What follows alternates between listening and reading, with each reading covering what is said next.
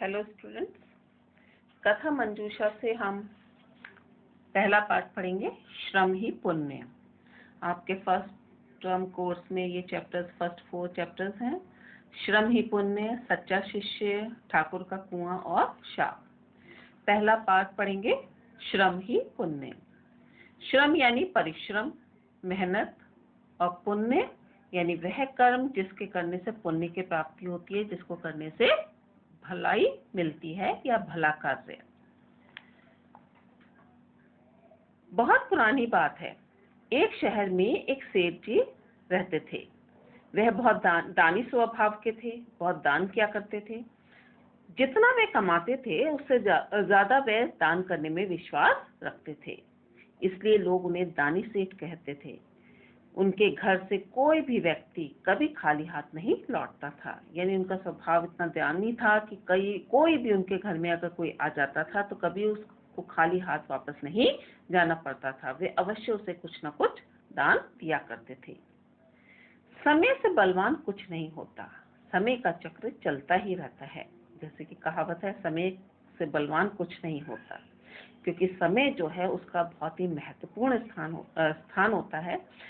कहने का मतलब ये है कि समय जो है वो किसी की प्रतीक्षा नहीं करता, किसी का इंतजार नहीं करता। आपने देखा होगा, प्रकृति भी समय का नियमित पालन करती है। आप देखते हैं, सुबह सूरज अपने नियमित समय से उगता है, शाम को वो नियमित समय पर डूबता है।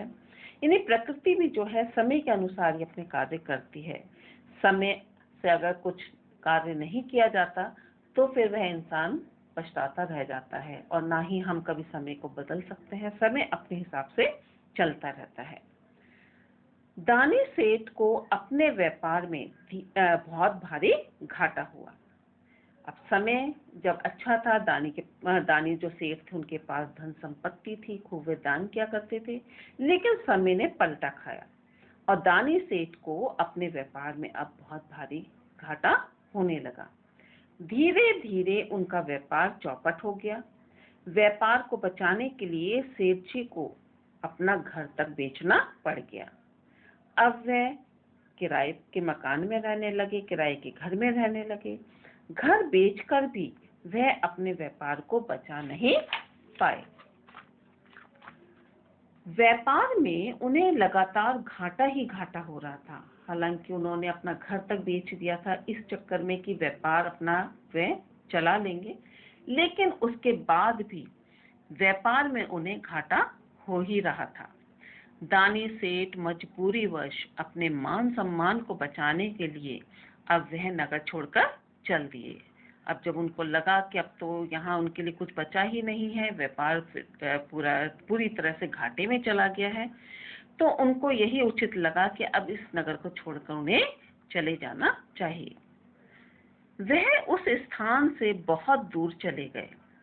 वहां जाकर सेठ ने अपना और अपने पत्नी का पेट भरने के लिए मजदूरी का काम करना शुरू कर दिया। अब पेट तो भरना था, कुछ था नहीं उनके पास, कुछ बचा नहीं था, इसलिए उन्होंने मजदूरी करनी आरंभ कर दी।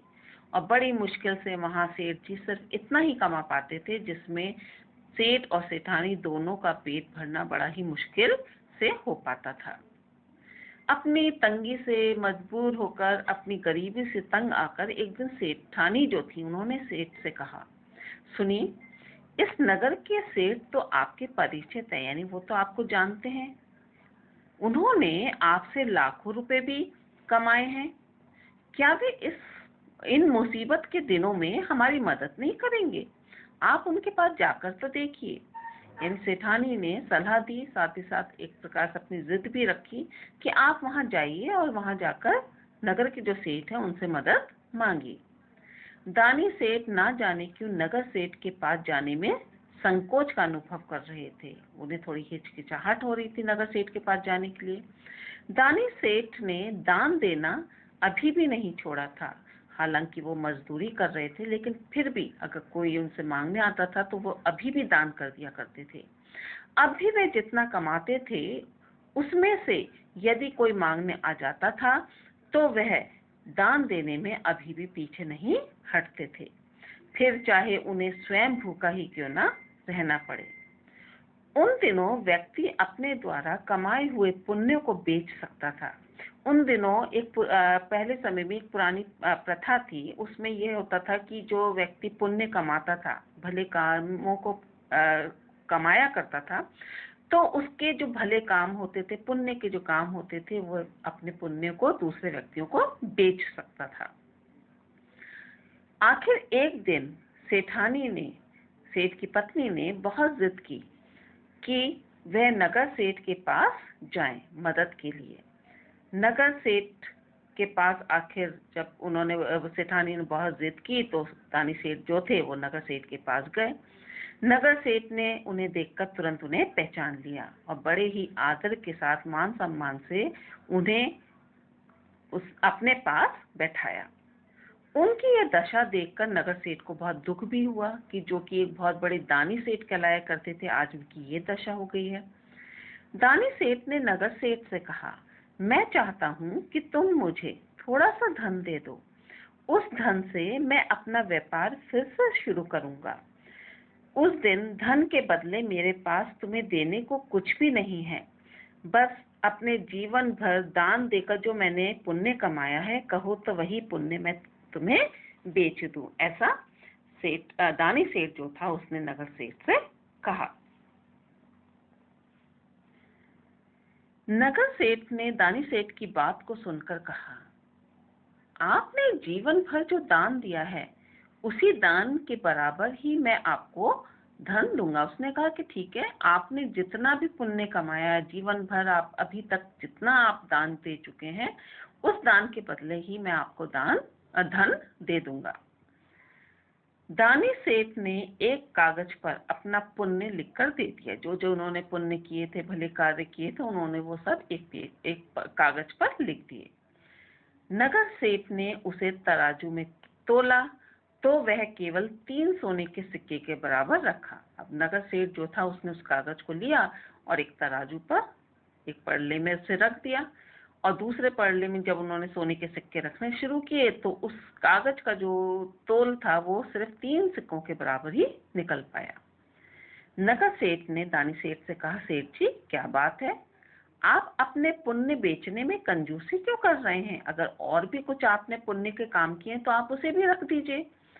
दानी सेठ ने कंजूसी शब्द तो कभी अपने जीवन में सुना ही नहीं था, क्योंकि वो तो दिल खोल कर दान दिया करते थे। कंजूसी जब शब्द सुना तो उनको बड़ा अजीब सा लगा। नगर सेठ ने कहा, यदि कुछ और भी बाकी बचा हो तो उसे भी आप तराजू में चढ़ा दो। अब दानी सेठ सोचने लगे कि अब और उनके पास ऐसा पुण्य किया हुआ क्या रह गया है, या क्या ऐसा छूट गया है जिसे वो रख सकते हैं। वे सोचने लगे कि मैंने सब कुछ तो लिख दिया है। तभी उन्हें कुछ ध्यान आया। वह बोले, कल मजदूरी में मुझे 4 मुट्ठी अनाज मिला था। तभी मुझसे एक भिखारी कुछ खाने के लिए मांगने लगा। मैंने उसे वह अनाज दे दिया था, लेकिन उसके कुछ दाने अभी भी मेरी चादर में फंसे रह गए हैं। उन्हें ही तोल कर देखूं। यानी दानी सेठ जो थे, उन्हें अचानक ये ध्यान आया कि कल मजदूरी करने के बाद जब उनको 4 मुट्ठी अनाज मिला था, जब वे लेकर जा रहे थे तभी उन्हें एक भिखारी मिल गया और उसने सेठ जी से मांगा। तो सेठ जी ने उसे अपनी उस जो 4 मुट्ठी अनाज जो मिला था, जिसे उन्होंने अपनी चादर में बांध रखा था, वो उस भिखारी को दिए। और भिखारी को देने के बाद कुछ दाने जो थे उस अनाज के उनकी चादर में फंसे रह गए थे। उन्हें ही तोलकर देख लूं, दानी सेठ को विचार आया। यह कहते हुए नगर सेठ ने उन दानों को तराजू के पड़ले में रख दिया। दाने रखते ही दान वाला जो कागज था एवं अनाज वाला पड़ला जो था वो एकदम से नीचे झुक गया। जैसे ही नगर सेठ ने वो जो अनाज के दाने थे उनको जैसे ही उसने पड़ले में रखा, जहां पर पहले से कागज रखा हुआ था, पुण्य किए हुए लिखा हुआ कागज जो रखा हुआ था, उसके साथ ही जो अनाज के जब दाने उस पर डाले तो वो एकदम से नीचे झुक गया।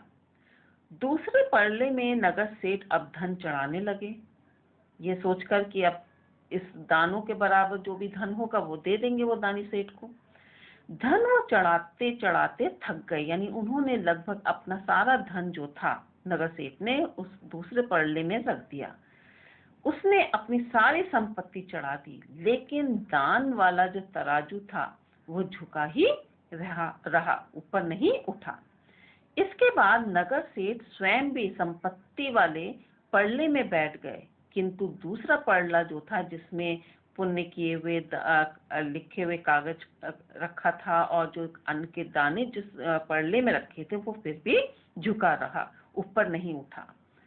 अब नगर सेठ जो थे पड़ले से उतरकर दानी सेठ के सामने हाथ जोड़कर खड़ा हो गया और कहने लगा, दानी सेठ, संपन्नता खुशहाली के दिनों में दिए गए दान से कमाया गया पुण्य मेहनत और गरीबी के दिनों में किए गए दान द्वारा कमाए गए पुण्य से कम है। उन्होंने कहा कि आप जब धनवान थे, आपके पास जब हर प्रकार की संपन्नता थी, आपके पास धन संपत्ति खुशहाली थी, उस समय में आपने जो दान किया था उससे ज्यादा जो आपका पुण्य है वो किसमें था? जो गरीबी के दिनों में आपने जो दान दिया था वो बड़ा पुण्य था। सच्चा पुण्य तो श्रम द्वारा ही प्राप्त किया जा सकता है।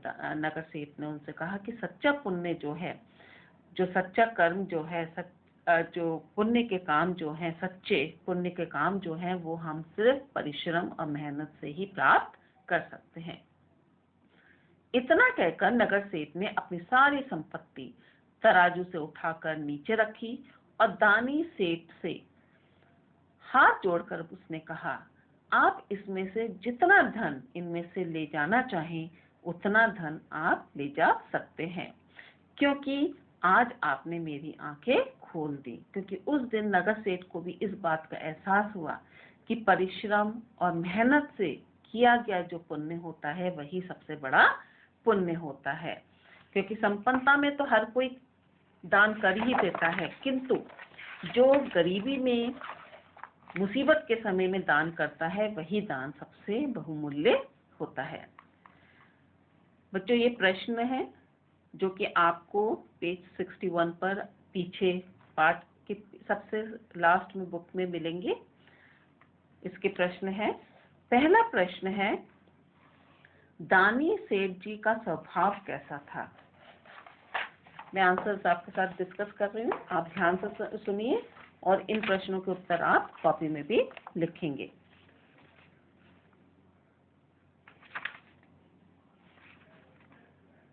दानी सेठ स्वभाव से बहुत दानी थे। जितना वे कमाते थे उससे अधिक वे दान करने में विश्वास रखा करते थे, इसलिए लोग उन्हें दानी सेठ कहने लगे थे। उनके घर से कोई भी व्यक्ति कभी खाली हाथ नहीं लौटता था। नेक्स्ट प्रश्न है, दानी सेठ जी को नगर छोड़कर क्यों जाना पड़ा?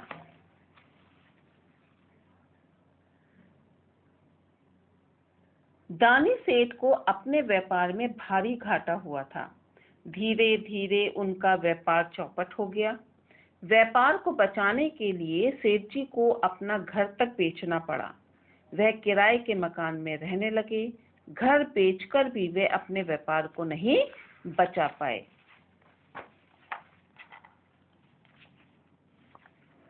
व्यापार में उन्हें लगातार घाटा ही घाटा हो रहा था। दानी सेठ मजबूरीवश अपने मान सम्मान को बचाने के लिए वह नगर छोड़कर चल दिए। नेक्स्ट तीसरा प्रश्न है, सेठानी ने दानी सेठ को नगर सेठ के पास जाने के लिए क्यों कहा?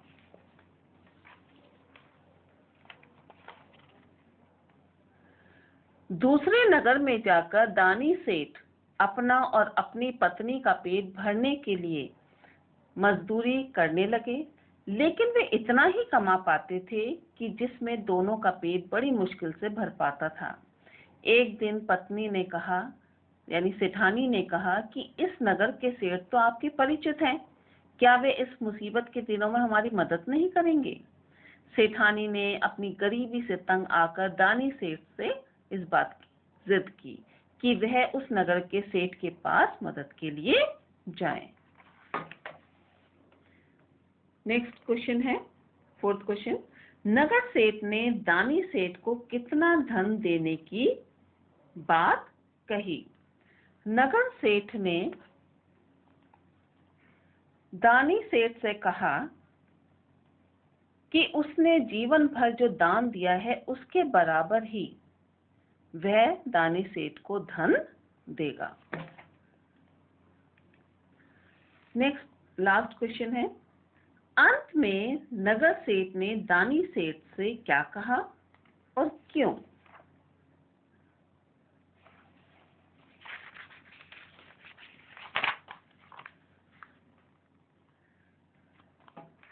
अंत में नगर सेठ ने दानी सेठ से कहा